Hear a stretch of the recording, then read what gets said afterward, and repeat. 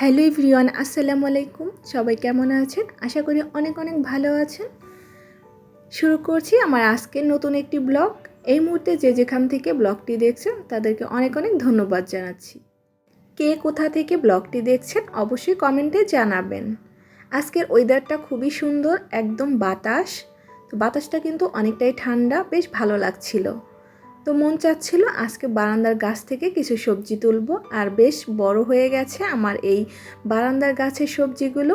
তো আমি এখান থেকে বেগুন তুলছি, আর বেগুন দুটো দেখতেই পাচ্ছেন অনেক বড় হয়ে গেছে। কয়েকদিন যাবৎ মনে হচ্ছিল বেগুনগুলো তুলবো, কিন্তু আসলে তোলা হচ্ছে না, কেননা আমার গাছ থেকে কিন্তু সবজি তুলে ভালো লাগছিল না, দেখতেই ভালো লাগছিল, মনে হচ্ছে তুলবো না, এরকমই রাখবো। কিন্তু সবজিগুলো রাখলে তো অনেক বয়স হয়ে যাবে, আর সেগুলো খেতেও ভালো লাগবে না। তো অপরদিকে অন্য একটি বেগুন গাছের একটি বেগুন কিন্তু পচেও গেছে, তো আরেকটি বেগুন ছিল ভালো, তো সেটাই আমি তুলে নিচ্ছি। এদিকে আমার কাঁচামরিচ গাছের অবস্থা দেখেন, কাঁচামরিচগুলো পেকে গেছে, আর বেশ কিছু কাঁচামরিচ কিন্তু বয়স হয়ে গেছে তোলার জন্য। দেখতে কিন্তু খুবই সুন্দর লাগছে, আমার তো তুলতেই মনে চাচ্ছিল না, তবু কি করা যাবে, আমি তুলে নিলাম। আর দেখেন কত সুন্দর লাগছে এই কাঁচামরিচগুলো। তো অবশেষে আমি বারান্দার সবজিগুলো তুলেই নিলাম, আর এই সবজিগুলো এতটাই ফ্রেশ, খুবই সুন্দর, আর খেতেও অনেক মজার ছিল। তো আমি এগুলো মাছ দিয়ে রান্না করেছিলাম।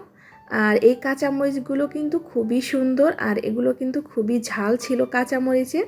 তো এই হচ্ছে আমার আজকের বারান্দার গাছের সবজি। সবাই ভালো থাকবেন, সুস্থ থাকবেন। আল্লাহ হাফেজ।